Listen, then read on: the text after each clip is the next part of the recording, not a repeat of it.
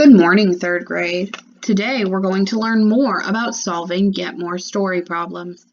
Our targets for today are: I can identify the parts and wholes in a Get More story problem, and I can solve Get More story problems with a missing part using a bar diagram.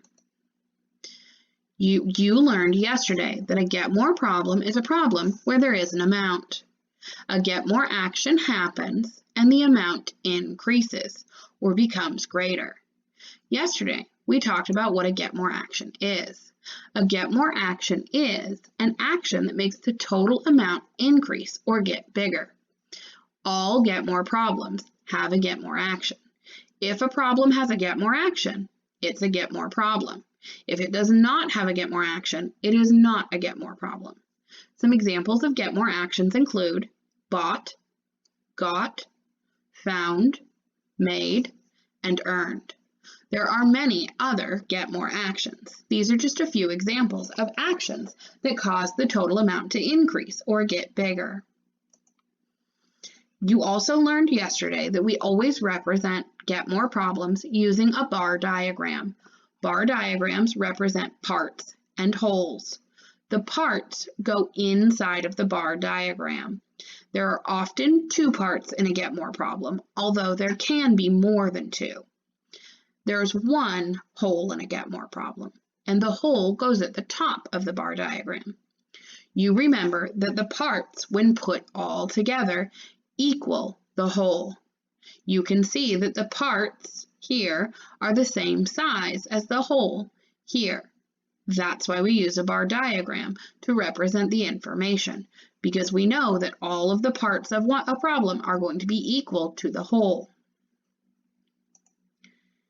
Yesterday, we talked about how part plus part equals whole. Today, we're going to talk about how a whole minus one of the parts equals the other part.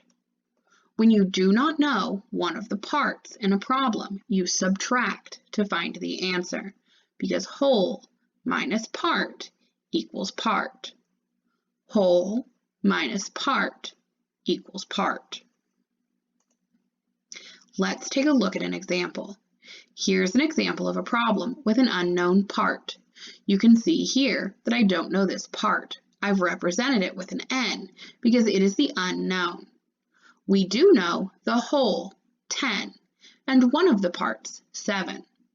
When a part is missing, like you see here with N for the unknown, you subtract, because whole minus part equals part.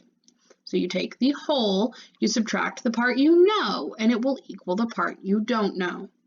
Let's try it. 10 is our whole, so we're going to do 10 minus 7, because 7 is the part that we know. 10 minus 7 will equal N, the part we don't know. Think in your brain, what is 10 minus 7? You're right, 10 minus 7 equals 3. So in this problem, N equals 3. Remember, when you do not know a part, you subtract, because whole minus part equals part. Today, we're going to talk about Get More problems where you do not know one of the parts. Yesterday, all of the problems that we solved had an unknown whole. You did not know the whole. Today, you're not going to know one of the parts. So let's take a look at what that might look like. Let's look at this Get More problem. We know that there is an amount. Here you can see 3 teddy bears. A Get More action happens. Here, a Get More action is happening. The girl is bringing more teddy bears. However, today, we don't know how many teddy bears she's bringing. We can't see them. Finally, the amount increases. We can see that now there are 5 teddy bears, which is more than there used to be. We just don't know how many the girl brought.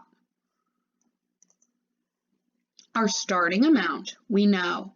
Our starting amount, which is a part, is 3. We started with 3 teddy bears. The Get More action happens. The girl brings more. In this problem, the Get More action is unknown because we do not know how many teddy bears the girl has brought. The result amount, in this case, we do know. We can clearly see there are now 5 teddy bears in the cart. So we know the whole. The piece of information we don't know, the piece of information we're trying to find is the get more amount, which is a part. In this problem, we do not know a part. Let's go ahead and represent this in a bar diagram. We know that one of our parts is 3 teddy bears. It's the number of teddy bears we started with, 3 teddy bears. We do not know how many teddy bears the girl has brought. This get more amount is a part and it is unknown. So I will use n to represent this information that I don't know. I don't know how many teddy bears she brought. Finally, I do know the whole. My result amount is 5. So the whole is 5. There are 5 teddy bears in the wagon now. I do not know this missing part. I do not know how many teddy bears the girl brought. When we do not know a part, we subtract to find the answer, because whole minus part equals part. Whole minus the part you know equals the part you don't know. So I'm going to do 5 minus 3 to find this missing part. Whole minus part equals part. 5 minus 3 equals n. Think in your brain. What is 5 minus 3? You're right. 5 minus 3 equals 2. So n equals 2.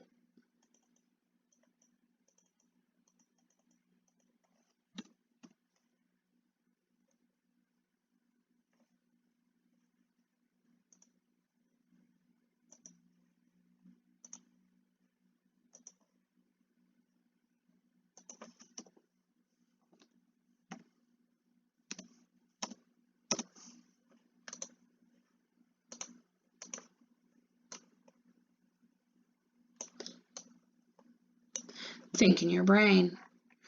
5 minus 3 equals what? You're right. 5 minus 3 equals 2.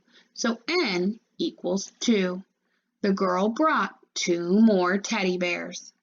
Remember, 3rd grade, when you do not know a part in a story, you subtract, because whole minus part equals part. Sometimes, 3rd grade, we don't know the starting amount. Here you can see that there is an amount. This is the starting amount, but we don't know it. It's covered by a blanket, so we can't see how many teddy bears are in the wagon. A get more action happens. You can see here that the girl is bringing 2 more teddy bears to this wagon that we can't see how many teddy bears were in it. The amount increases. The total number of teddy bears after the girl brings 2 more is 5. The piece of information we don't know in this problem is a part.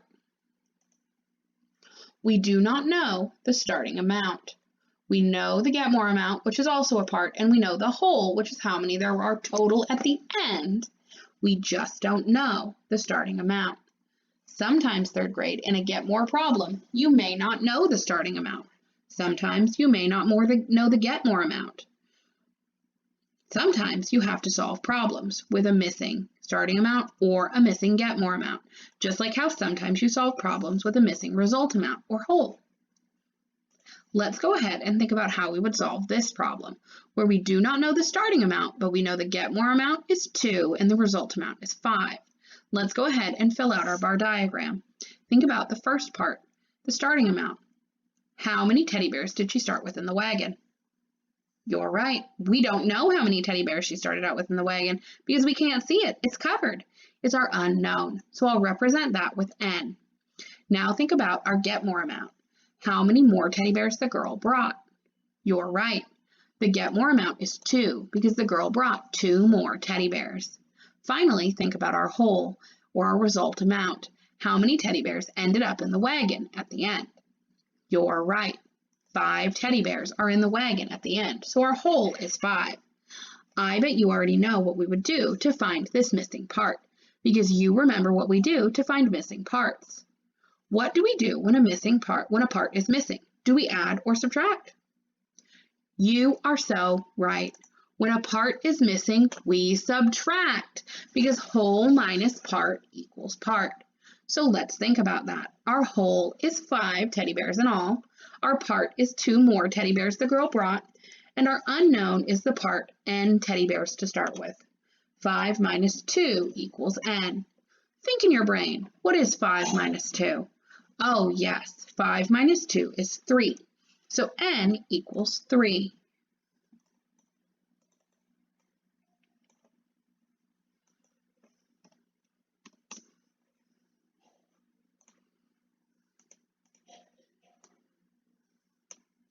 Oh yes, 5 minus 2 equals 3. So n equals 3. Quickly, let's review the problem-solving process before we solve a Get More story problem with a missing part together. First, we'll read and understand the problem, determining what it is that we know and what it is we're trying to find out. I'm sure you remember that third graders often read problems 3 or 4 times to fully understand it. Step 2 will be to plan how to solve the problem. We'll determine the problem type, although today we know it's Get More, and we'll organize the information in a bar diagram. Third, we'll solve the problem. We'll choose the operation, do we need to add or subtract, and then we'll solve to find the answer. Finally, we'll look back and check. We'll look back at our work and our answer, and we'll ask ourselves, is this answer reasonable? Let's go ahead and begin. Here's our problem for today. It's another Jack's Toy Car problem, but it's a little bit different than the one we saw yesterday. Let's go ahead and read the story problem and understand it. Here's the problem. Jack had some toy cars. Then his grandpa gave him 8 more for his birthday. Now Jack has a total of 42 toy cars. How many toy cars did Jack have to start with? Let's read that problem one more time. As I'm reading it, I want you to think about what are the pieces of information that they give us in this story problem. What pieces of information do we know? I'll read it again while you think about that. Jack had some toy cars. Then his grandpa gave him 8 more for his birthday. Now Jack has a total of 42 toy cars. How many toy cars did Jack have to start with? Have you found at least one of the pieces of information? I bet you found both. One of the pieces of information in this problem is, we're already reading and understanding. One of the pieces of information in this problem is that his grandpa gave him 8 more cars for his birthday. Can you find the other piece of information in this problem? Let's read it one more time, and you're going to find the other piece of information for us. Jack had some toy cars. Then his grandpa gave him 8 more for his birthday. Now Jack has a total of 42 toy cars. How many toy cars did Jack have to start with? Did you find the other piece of information? What is it?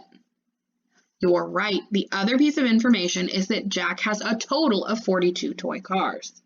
Now let's think about the question. It's easy to find the question because it ends with a question mark. Let's look at the question together. The question says, how many toy cars did Jack have to start with? Now, third grade, we need to figure out which of these pieces of information answer the question are the parts and what's the whole. We know that Get More problems have a starting amount that's a part, a Get More amount that's a part, and a total, which is the whole. So let's go ahead and look at some key words that help us know what's the starting amount, what's the Get More amount, and what's the total. Well, right away I notice the word gave. Right here in this first piece of information, gave him 8 more. I know that gave is a Get More action. So that tells me that this piece of information is the Get More amount because it has the Get More action. The Get More amount is a part. So gave him 8 more is certainly a part. Now look at the second piece of information, a total of 42 toy cars. Do you see any key words that help us know if this is the total or result amount or if this is the starting amount? Oh yes, the key word total, toy cars, tells me that this is the whole. It's the total number of cars he has at the end. Now look at this question. How many toy cars did Jack have to start with? Ooh, I notice that it asks how many did he start with. That tells me that this question is asking me to find the starting amount. I know that the starting amount in a get more problem is a part. So I'm trying to figure out the part, how many cars Jack started with. I also noticed that at the very beginning of the problem, it said Jack had some toy cars. That's the starting amount, but it doesn't have a number in it. It says some instead. That tells me that this is the information we're trying to find. The starting amount is unknown. And I see again here in the question, it's asking, how many toy cars did Jack have to start with? It's asking me to find the starting amount. Now that we've thought about this information so carefully, we're ready for step 2, determining the problem type and organizing the information. Of course, you already know this is a get more problem because you know that today we're solving get more problems. But I bet you also thought, hey, the keyword gave him more, that's a get more action. So I definitely know this is a get more problem. Let's go ahead and plan our work using our bar diagram. Let's go ahead and put these pieces of information where they go. I know that my starting amount, I know that one of my parts is going to be the starting amount. What words could I use for the starting amount? Oh yeah, I could say toy cars Jack had to start with. How many did he start with? That's going to be the words for my starting amount. What about my other part, the get more amount?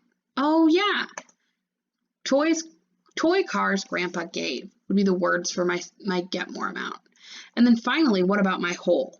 I've labeled this piece of information, a total of 42 toy cars, the whole. What words could I use to label the whole? I agree, 40 total toy cars. Now that I've gone ahead and labeled each piece of information, toy cars Jack had to start with is a part, toy cars Grandpa gave him is a part, and then total toy cars is a whole, now I'm ready to include some numbers in my bar diagram. What number goes with the piece of information toy cars Jack had to start with? You are exactly right. That is the question. It's what we don't know. So we would use N to represent that number. What about toy cars Grandpa gave?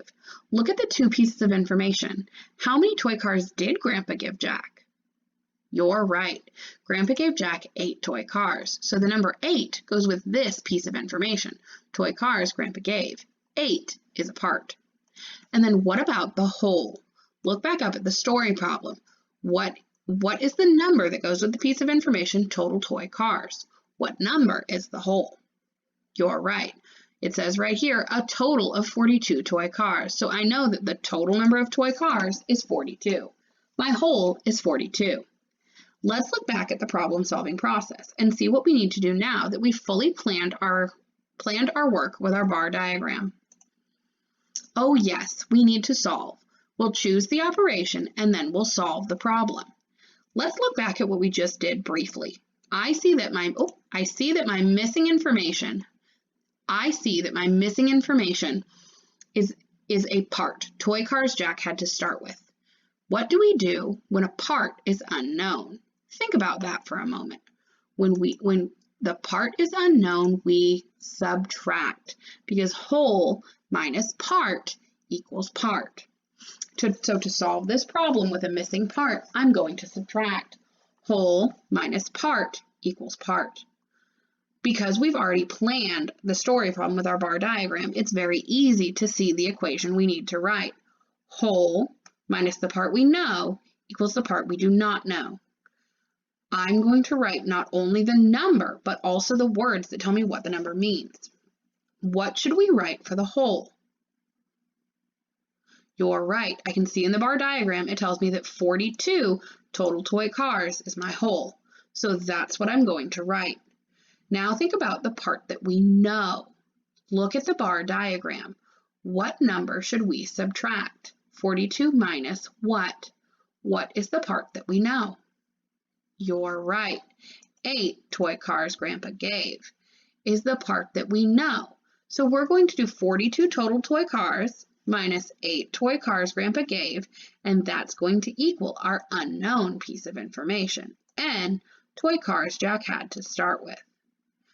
I know that when I want to subtract two numbers, I write them vertically. So I'm going to go ahead and do that. Here you can see I've written 42 minus 8 vertically, and I've carefully lined up each place value with the ones and tens lined up. You know that we always start in the ones place, so we're going to go ahead and do that. Oh, but I noticed that I can't do 2 minus 8 because 42 is my whole and 8 is my part. The whole in the ones place is a 2 and the part is an 8. I cannot subtract 2 minus 8 because there simply aren't enough. There aren't enough ones in the whole to subtract 8. I can't do 2 minus 8. That means I need to regroup. I'm going to take a 10 out of the tens place and put 10 more ones in the ones place. Here you can see I've done that. Now I have 3 tens and 12 ones. I can subtract 12 minus 8. It's 4. And I can also subtract 3 minus nothing. It's 3. So 42 minus 8 equals 34. N equals 34. Oops.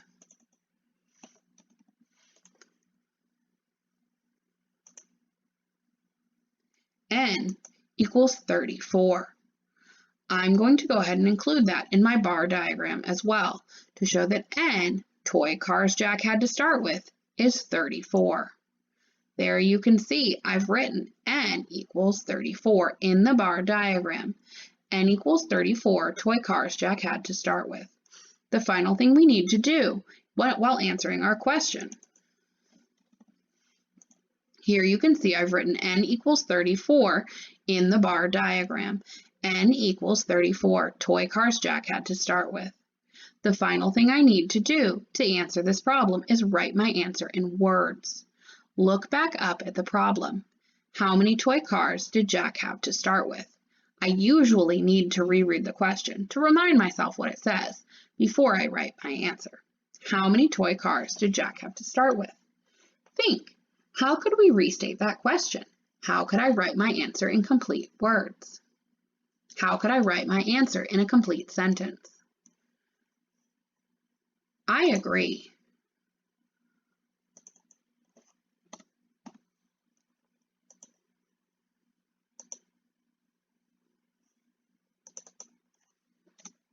I agree. I agree. We could say Jack had